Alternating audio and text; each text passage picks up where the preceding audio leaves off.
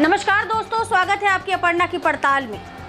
दोस्तों, बीजेपी की राष्ट्रीय प्रवक्ता, भूतपूर्व राष्ट्रीय प्रवक्ता नुपुर शर्मा, अब उनके ऊपर गाज गिर पड़ी है, जिन्होंने इस्लाम धर्म के खिलाफ जो है मोहम्मद पैगंबर के खिलाफ जो टीवी डिबेट पर बैठकर विवादित बयान दिया था, वो नुपुर शर्मा जिनके ये विवादित बयान के बाद पूरे देश में आग लगी हुई है, वो नुपुर शर्मा जिनके ऊपर कई राज्यों से एफआईआर चल रही है, कई मुकदमे चल रहे हैं और जिनकी अभी गिरफ्तारी तक नहीं हुई है, वो नुपुर शर्मा जिनको जो है भारतीय जनता पार्टी ने उनको पार्टी से फ्रिंज एलिमेंट कहकर निकाल दिया और अपना पल्ला झाड़ लिया। वो नुपुर शर्मा जो अपने बयान को वापस लेने में तब इतनी देर कर दी कि पूरे देश में आग लगी हुई।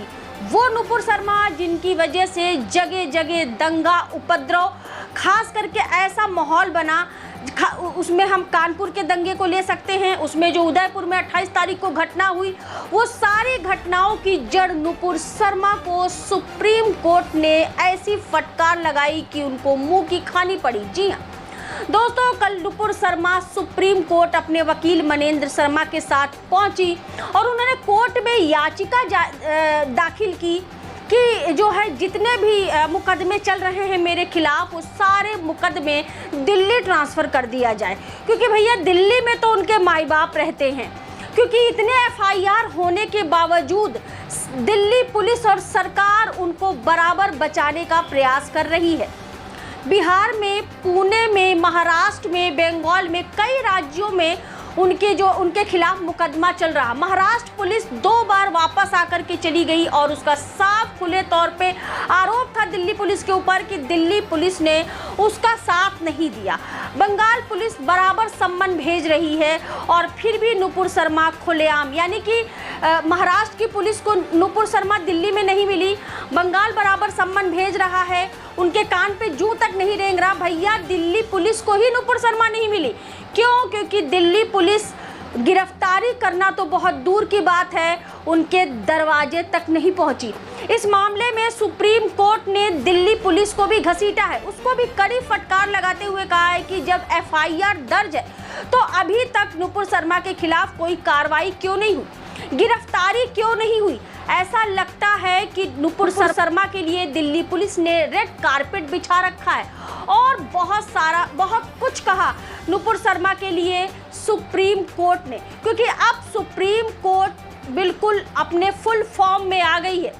और जो है सुप्रीम कोर्ट ने साथ में ये भी कहा, जब वो पहुंची तो बोली भैया पहले आप हाई कोर्ट जाइए, सीधे मुंह उठा करके सुप्रीम कोर्ट चली आई। और उसके पहले जिस टीवी पर आपने ऐसा विवादित बयान दे करके, इस्लाम के खिलाफ ऐसा बोल करके जो एक विशेष धर्म के भावनाओं को आहत किया है, उसके लिए आप उसी टीवी पर आए और पूरे देश के सामने माफ़ी मांगे, क्योंकि आपके इसी विवादित बयान की वजह से लगभग 1.5 दर्जन देशों में हमारे भारत सरकार की फजीयत हुई थी। जी हाँ, अंतर्राष्ट्रीय स्तर पर जो है भारत सरकार की निंदा हुई थी, इतनी थू-थू हुई थी कि साहब बता नहीं सकते हैं। यहाँ तक कि जो हमारे भारत देश के जो नागरिक हैं, जो अन्य देशों में रहते हैं, उनकी रोजी रोटी, उनके पूजा पाठ पर भी आफत आ पड़ी थी।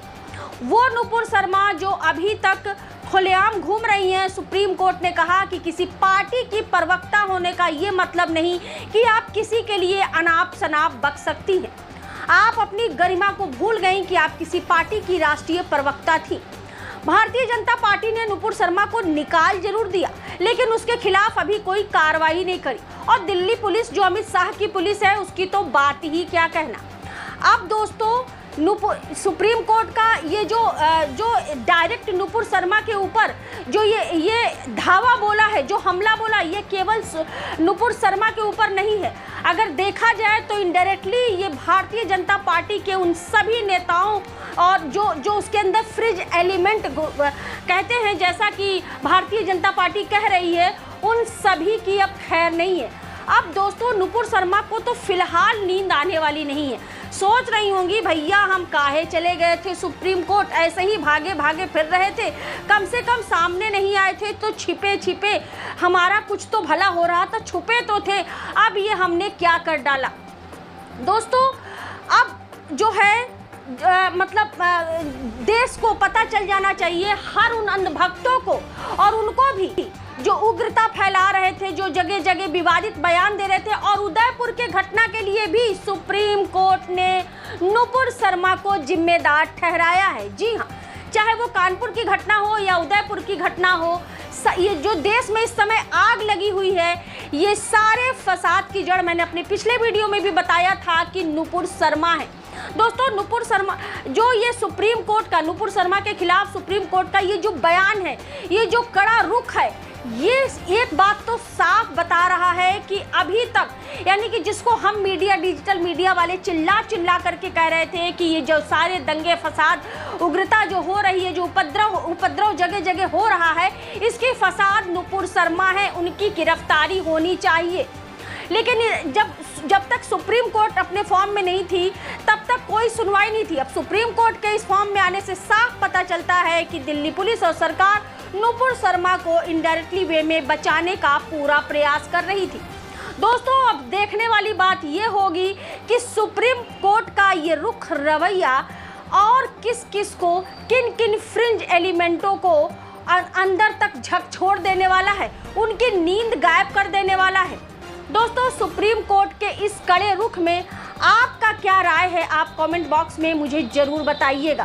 दोस्तों बोलती आवाज़ को यदि अब तक आपने सब्सक्राइब नहीं किया है तो फटाफट सब्सक्राइब करिए और मेरे साथ हर रोज़ नए अपडेट के लिए आप मेरे साथ बोलती आवाज़ के साथ बिल्कुल खड़े रहिए और मेरी आवाज़ को बुलंद कीजिए, मेरी आज़ाद पत्रकारिता को बल दीजिए।